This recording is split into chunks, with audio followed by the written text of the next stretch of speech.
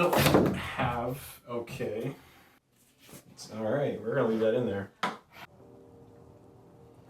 I'm slowly starting to believe that being humble is the worst advice you can give somebody.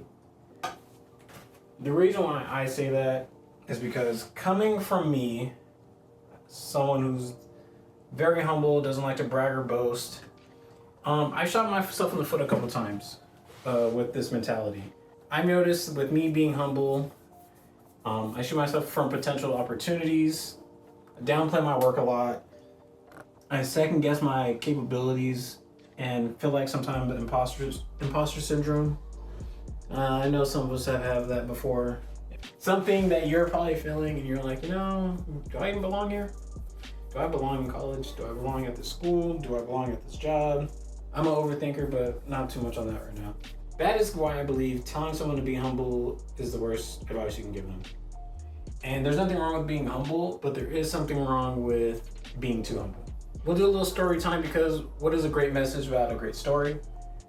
So, give you the time frame. This was like the beginning year of my senior year at college. And we had to do a senior portfolio project or a senior project in general. And the whole point of the project was to highlight your focused area. I went to college for graphic information technology, which kind of covers the it covers all of the mainstream creative outlets: photography, videography, graphic design, web development, front end and back end, and so on and so forth. My focus area was in print production. I didn't want my project to be boring. I wanted to give myself a little bit of a challenge.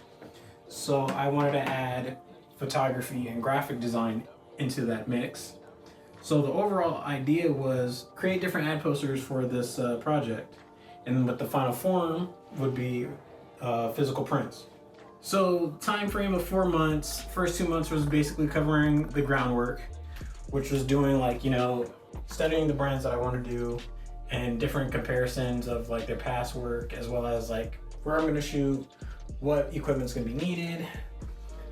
So the first 2 months were pretty easy. The other 2 months mainly consist of on-site location, editing in the process, and then coming up with the final product. I'm putting all my time and effort, making sure I'm on time. 4 months in, final week, we're doing presentations. I hate presentations a lot. I get very nervous, very jittery. I have word vomit, and I'm just trying to hurry up and get on and get off the stage. So I showed up with the final product and didn't show any of my work on how I got to this. So basically I didn't document the journey. Because originally I'm thinking it was a show and tell. You already did all the background work and you're submitting throughout the months of different due dates and things like that. I thought that was already considered to then, show the final product, show and tell. After presenting, I had some creative criticism and feedback. And mind you, some of these people that were at the presentation are industry people. And I got one comment that kind of stuck with me. And it was yeah, this is good. This is a good art style, or just in general, you can be known for that. But at the same time, how is this relevant?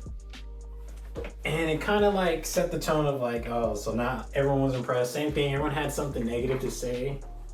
Not negative, it's criticism. But to me at the time, it was negative. I chose this project because I thought, one, it would be fun in showing my capabilities and giving myself a challenge throughout the whole process. I had fun overall doing it. And I was it's a tough crowd, tough critic. But I'm these guys are industry, so I'm pretty sure this is going to be expected in the real world. So I'm I did my part to get my grade, so I'm cool with it. Easy class, easy A's, so be it. During this presentation, another professor that I had at the time was also in here, and he gave me one positive message. He's told me that I need to remove "it's just this, it's just that." And with me, I just naturally say it's just this, or that's just kind of the way I talk about stuff that I do, unironically. More of the story, basically you just said, talk your shit. That's what I got from that at the time, talk your shit. You're one person that did 4 different posters from start to finish, and you came out on top. You did something that was true to you, something that you were interested in, and we can tell behind the passion of your work, you cared about it. So talk your shit. That was one positive message that I got from that. And I didn't really realize this until like my last semester of college. As artists, we are our biggest critics. We can do crazy amounts of work. We can create something super magical, one of one, no one has ever done, and we'll nitpick the smallest thing that we did and be like, I should have fixed this, I should fix that. We all need to stop and smell the roses. This is not even from like a artist or creative standpoint. We need to take every win we can and look back on it and realize, you know, it's every day is a challenge. You take pride in your work or whatever it is. If you're a plumber, mechanic, artist, game developer, chef, parent. Looking back on it, I had to do another senior project, breaking down my project that I just did, or showing them the work and the journey that it took me to get to the final product, and showing up mock-up designs and what I was comparing, what I kind of studied with these project pieces. And I'm gonna put a link down below if you want to check those pieces out. I was proud with the work that I was given. I was proud with the work that I did. I put all my time and effort into it, and then someone just said, how is it relevant? I get it. Give me the real world experience, but at the same time, you ever think about like, I know there's artists that specialize in one thing. I remember I was doing a research paper on an artist, and like their specialty was just polka dots. What if my design in that flyer with all like the little squigglies and the lines, the doodles, what if that's my specialty? I don't want it to be. I believe in creating, I believe being innovative and progressing on with different techniques and something that's one of one, but at the same time, my style is somewhat identifiable. Like you can be like, oh, that's Trey's piece. You know why? Because he does a signature he does a signature doodles or puts his at on his painting. Something.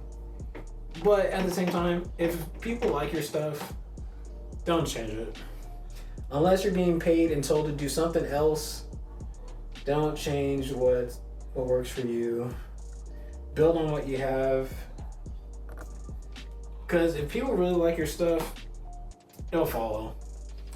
I believe if people like your stuff, regardless what you do, or if it like makes sense with the brand, I think that's what's gonna make it relevant. Maybe I didn't have the right answer to answer at the time, because I really didn't. And that is why I believe being humble is the worst thing you can tell somebody. I'm slowly starting to open up more and talk my shit at times. Not in a cocky, arrogant way, but more of like, this is something that I did, I had fun creating. And even like with this painting, I'm not gonna lie to you, I hate this painting. I've sat on this painting for like 2 years, repainted over it, painted this on top of it, stopped painting for like a couple months, because I don't know what I was gonna do with the red background. And I'm like, none of these colors kind of match. I mean, kind of matches, but same warm colorway, but at the same time, I have no idea why I chose red, but we're just gonna do it. And I'm debating if I even want to put something cool or trippy in the background, like a pattern. And I need to fix some final touches, but more on that later. I think I'm gonna end this video here. Like, comment, and subscribe. If you made this far, drop in the comments below. Being humble is overrated. I'm gonna keep working on this off screen. I'll see you guys in the next one. Peace.